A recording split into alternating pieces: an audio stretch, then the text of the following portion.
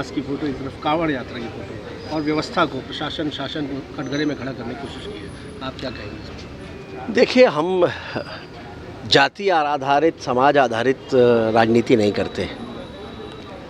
हम महापुरुषों पर आधारित होकर अपनी व्यवस्था और रचना पर चलने का प्रयास करते हैं। ऐसे वे महापुरुष जिन्होंने देश को दिशा दी है। जाति आधारित राजनीति ने हमेशा देश को बांटा है। मैं ये नहीं कहता कि जातियों की चिंता नहीं होना चाहिए, लेकिन सरकार के नाते सभी की चिंता होना चाहिए। किसी की भी अनदेखी ना हो, किसी के साथ भी अन्याय ना हो, ये होना चाहिए। लेकिन केवल जाति को केंद्रित करके राजनीति कांग्रेस ने की है और देश को बांटने का काम किया है।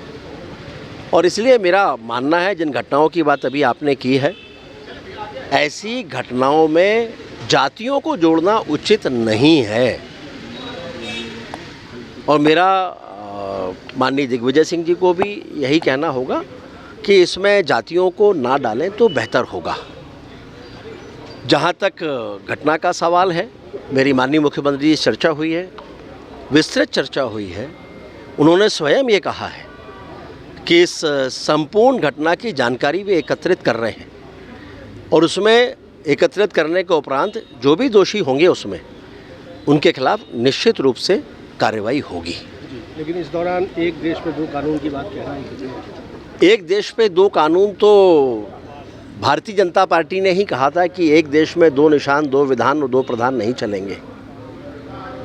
और उसी के आधार पर आज गर्व के साथ हम कह सकते हैं कि संपूर्ण भारत हमारा है। नहीं तो भारत में रहते हुए भी कश्मीर हमसे दूर था।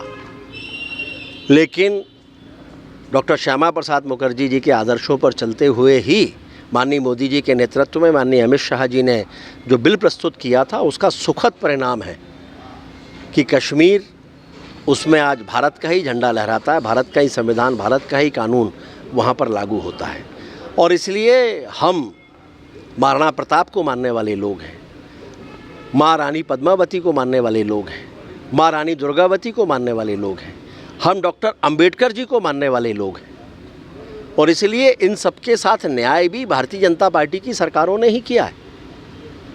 डॉक्टर अंबेडकर जी के पंचतीर्थ बनाने का काम भी भारतीय जनता पार्टी की सरकार ने किया है। महाराणा प्रताप लोक बनाने का काम भी भारतीय जनता पार्टी की सरकार ने किया है। माँ रानी दुर्गावती का लोक भी भारतीय जनता पार्टी की सरकार ही बनाने जा रही है। तो हमें समाज के भीतर सकारात्मक कदम रखना चाहिए, उठाना चाहिए, ताकि लोग उससे प्रेरणा ले सकें। हाँ, अगर कहीं कोई गलत है तो निश्चित रूप से, अगर कुछ गलत है तो उसकी व्याख्या उपरांत उस पर कार्रवाई भी होना चाहिए। और यही माननीय मुख्यमंत्री जी का स्पष्ट संदेश है। इसके पीछे कोई विभेद या तुष्टीकरण की आपको नीयत लग रही है?